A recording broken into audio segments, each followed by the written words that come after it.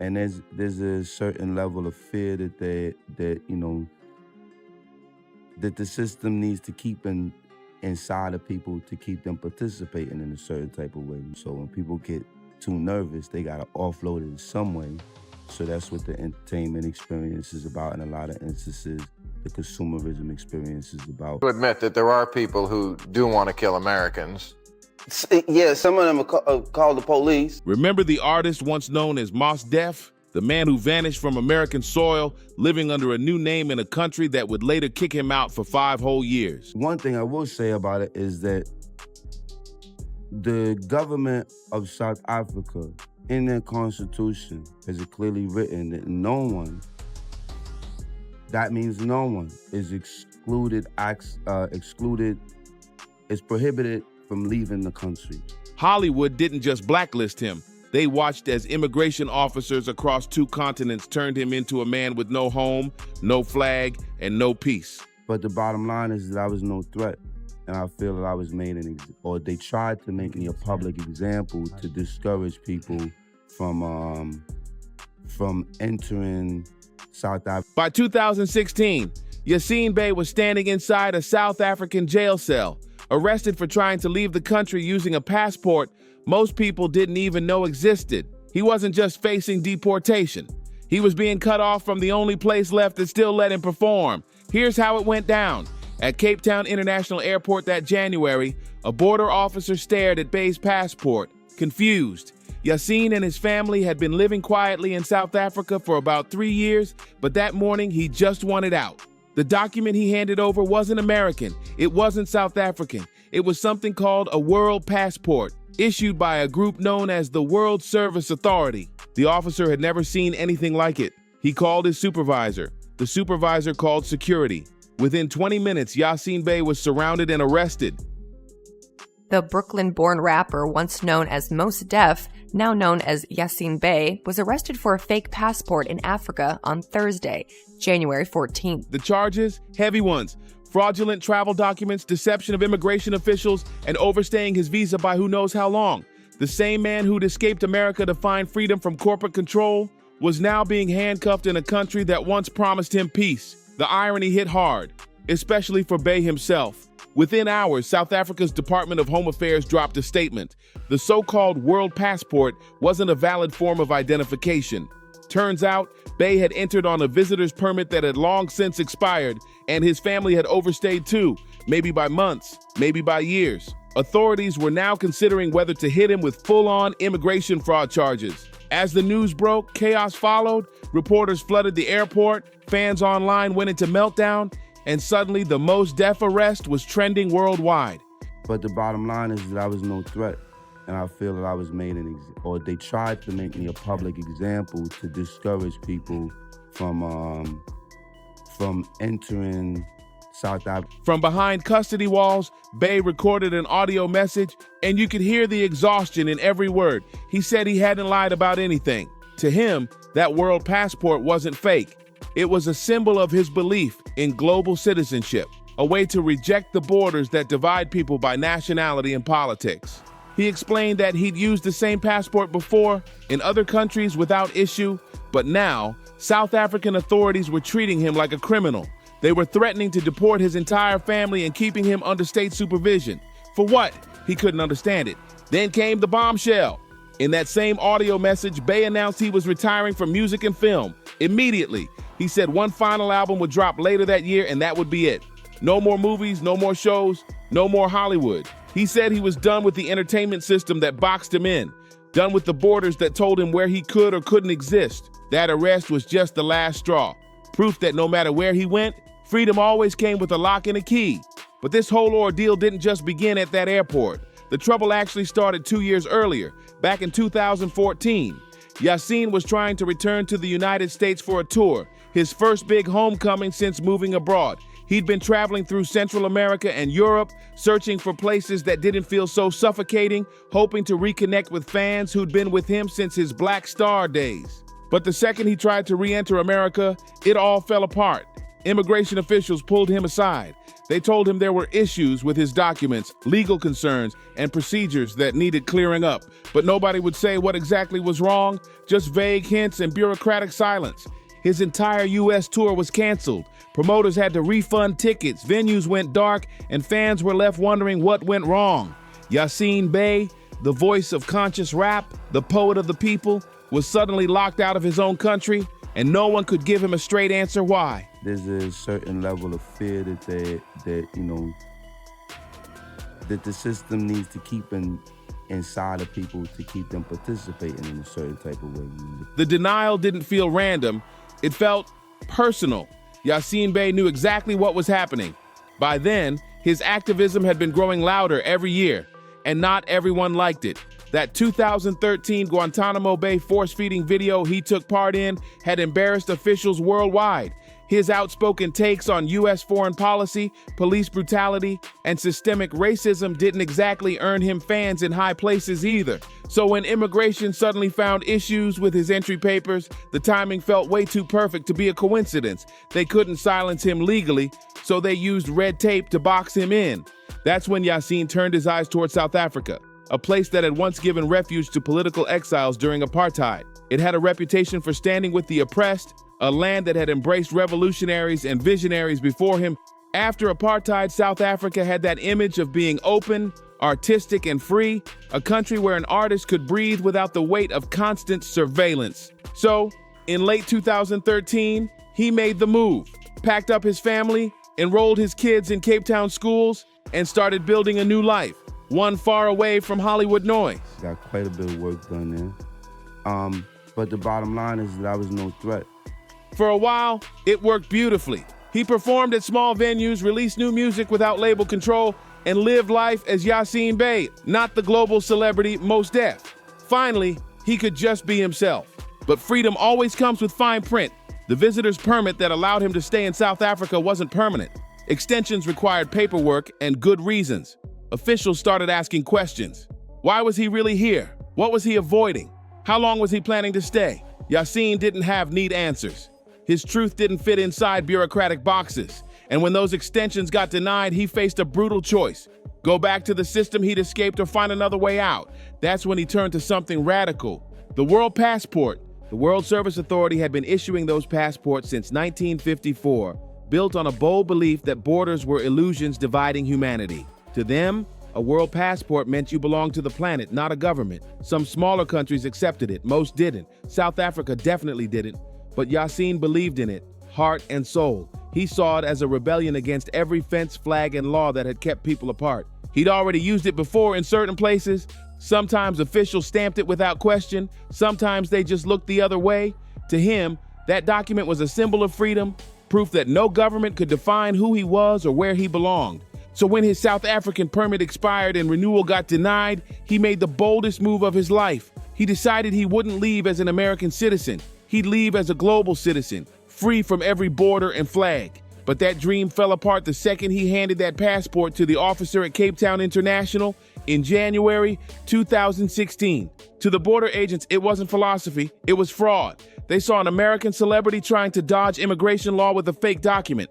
Within minutes, he was surrounded, detained, and questioned. A foreigner may only depart from the Republic upon presentation of a valid passport, and that a world passport is not a valid passport in terms of the Immigration Act. Yasiin tried to explain. He talked about human unity, global freedom, how other countries had honored that same passport, but the officials weren't having it. South African Home Affairs didn't care about ideals. They cared about one thing, enforcing their law.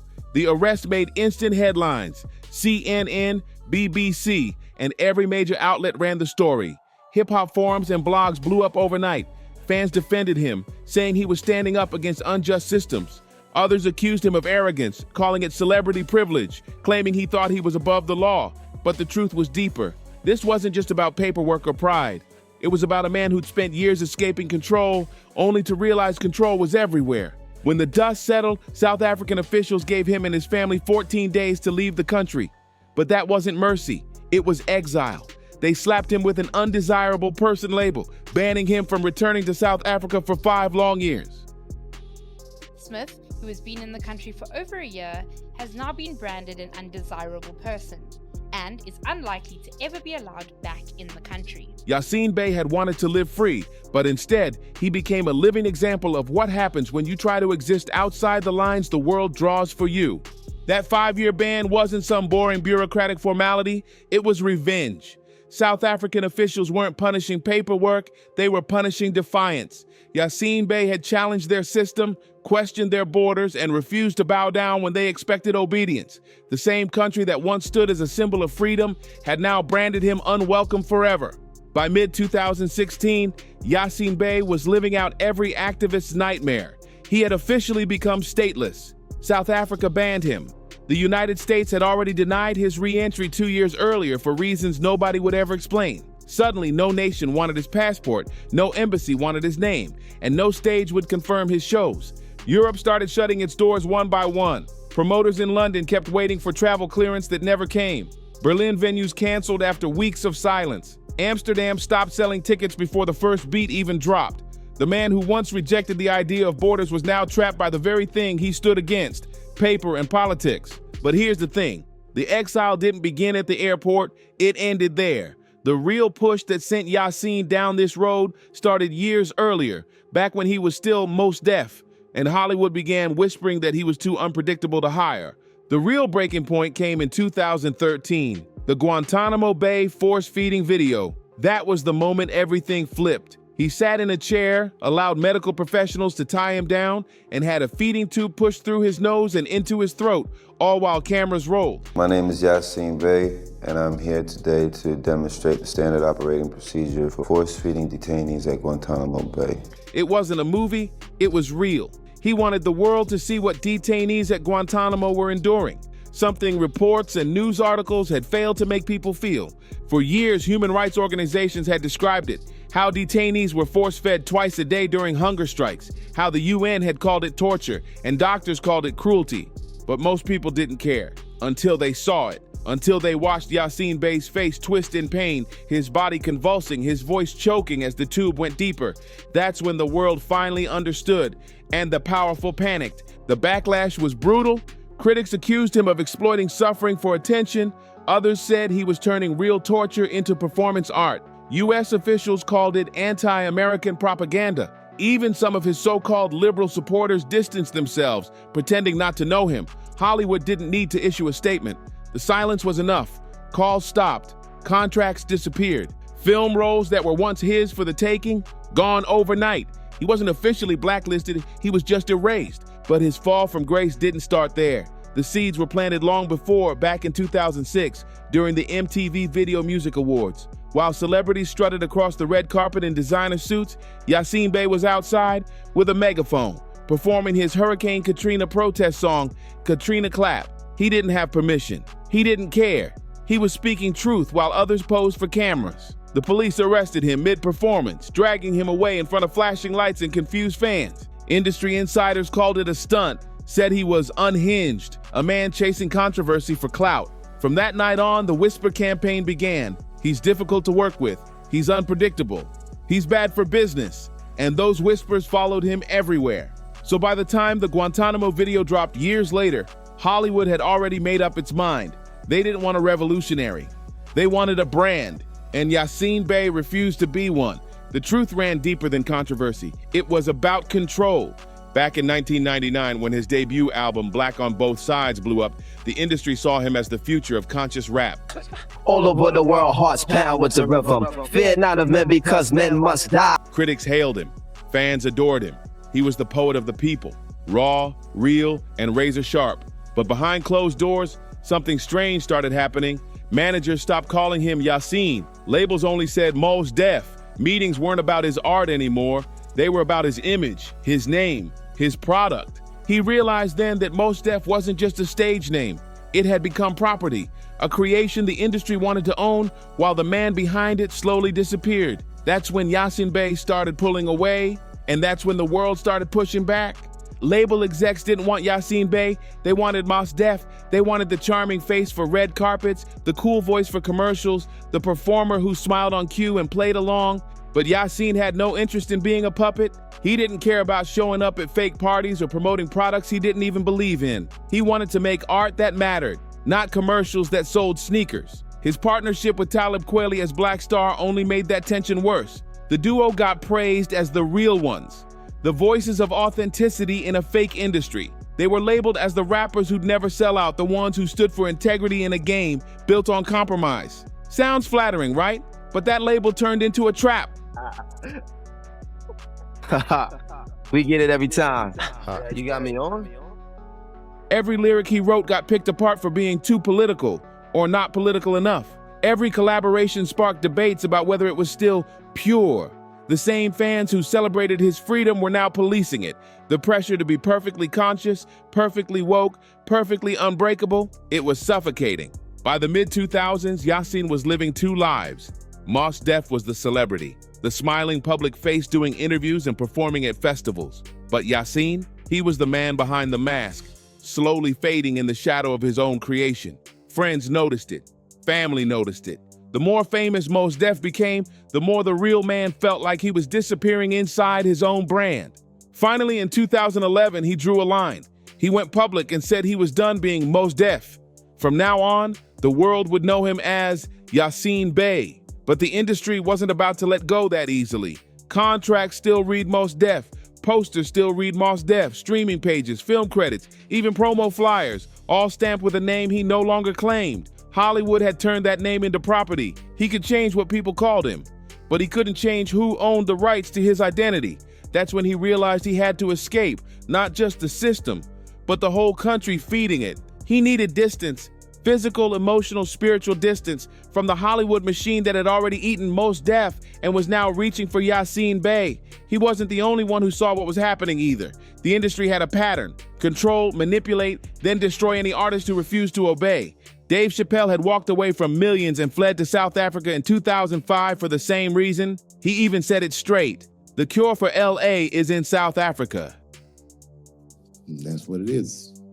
What this city really needs, without irony, I'll say this, the cure for LA is in South Africa. Cat Williams had lost deals because he refused to play the industry's game. Monique got blacklisted for simply asking to be paid fairly. It was always the same story. Stand up for yourself and the machine shuts every door it controls. Yasiin Bey knew what was coming. He just didn't realize how far they'd go to silence him. From that South African detention cell in early 2016, he made one last announcement. His final album, December 99th, would drop on December 9th exclusively through Tidal. 3 singles came out before the full project: Local Time, NA, and Seaside Panic Room. Fans were hyped. They waited, counting down to the release date. But when December 9th hit, nothing happened. No album, no message, no explanation. The record just vanished into thin air. It almost felt poetic, like the perfect ending for a man who'd spent years disappearing from an industry that kept trying to erase him. But December 99th wasn't the only ghost in his catalog. 2 other albums, It's a Natural Person and the long-awaited Black Star follow-up with Talib Kweli, Say Black Star, come to rocket gun. From the first to the last of it, delivery is passionate, the whole and not the half. were already recorded and mixed. His collaborator Ferrari Shepard even confirmed it. The music existed, just sitting locked away somewhere unheard. Fans had been waiting since 1998 for another Black Star record. Finding out a finished one existed but couldn't be released, that stung. But Yasiin wasn't being cruel. He was making a point. This wasn't about ego, it was about control. The system that once stole his name was now trying to steal his art too. Streaming services were paying artists fractions of a penny, while tech companies and labels pocketed the profits. The whole setup was built to keep creators starving while the corporations feasted. So Yasiin Bey made his stance clear. If the industry wanted his music, they'd have to earn it. Yasiin Bey saw streaming for what it truly was, the final form of industry exploitation. To him, it wasn't freedom or progress, it was slavery in a new disguise. A system that turned art into data and artists into content providers with no real power, no ownership, and barely any pay. Streaming was built to keep creators trapped, feeding algorithms instead of feeding themselves. In 2019, after years of silence, Yasiin finally pulled back the curtain and unveiled Niggas, but not the way anyone expected. He premiered it at a private listening session in Hong Kong, far away from the digital chaos he'd rejected. As Bey touched on life, death, and time, in the center of the exhibit was a huge moral tribute to the late Nipsey Hussle, where he was immortalized in paint and beautiful tapestry. Respect. The album had actually been recorded in London back in 2015, then kept locked away for 4 long years. But here's the twist. Niggas wasn't dropping on Spotify, Apple, or anywhere online. Instead, it would be released as a series of art installations around the world, in museums, galleries, and pop-up events. Each city would host a listening session where fans could experience the music once, in person, no downloads, no replays, no bootlegs. And once the session ended, that was it, gone. There would be no digital release, no physical copies, and absolutely no way to buy it. If you wanted to hear it, you had to show up wherever in the world it was playing next. The concept left the industry completely baffled. Executives didn't understand it. Critics called it crazy. How could anyone survive in music without streaming? But Yasiin wasn't trying to survive by their rules. He was rewriting them. He wasn't chasing charts or streams. He was chasing freedom. If the only way to avoid being exploited was to walk away from the system completely, he was ready to do just that. For him, Negus was a rebellion disguised as an album. It was his way of saying, you can't own what you can't access. The industry called it career suicide. Bey called it survival. Because his retirement had never been about quitting art, it was about quitting the machine. Fast forward to 2025, Yasiin Bey made an unexpected return with a new project titled Forensics, produced alongside none other than The Alchemist. The heat of the blast, the eyes frozen shock. 9 years had passed since that emotional retirement speech from a South African jail, and 8 years since his last so-called final show. And yet, he was back, sharper, wiser, and still unbroken. Forensics wasn't a comeback for clout, it was a statement.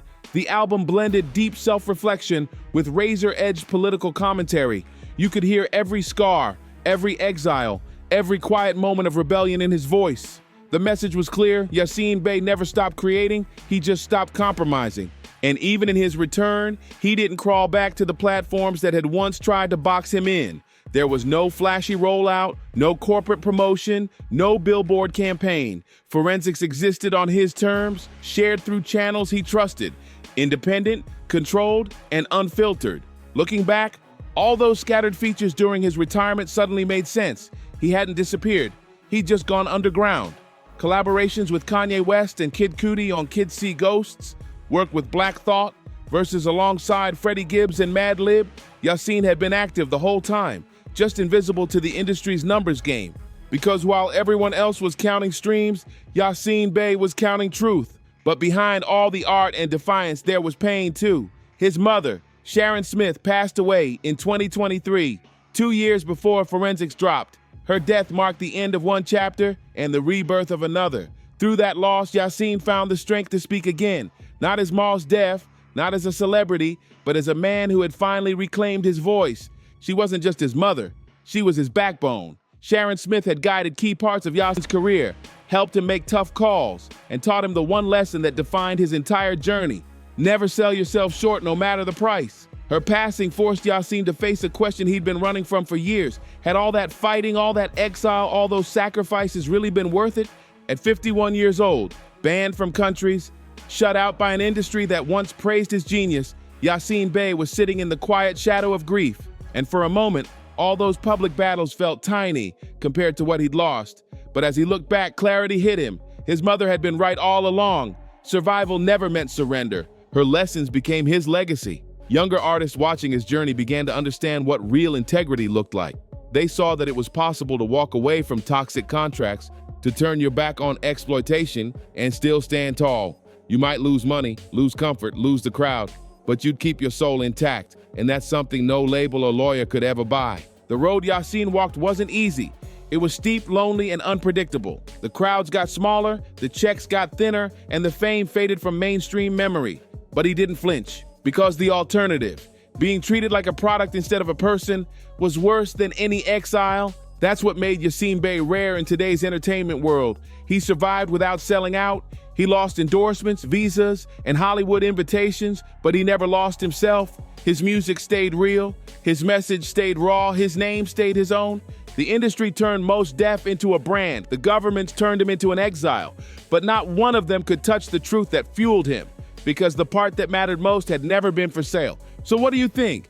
Did Yasiin Bey make the right call walking away from it all? Or did the system win by forcing him into exile? Drop your thoughts in the comments. Hit that like, subscribe, and share if you felt this story. And I'll see you in the next one.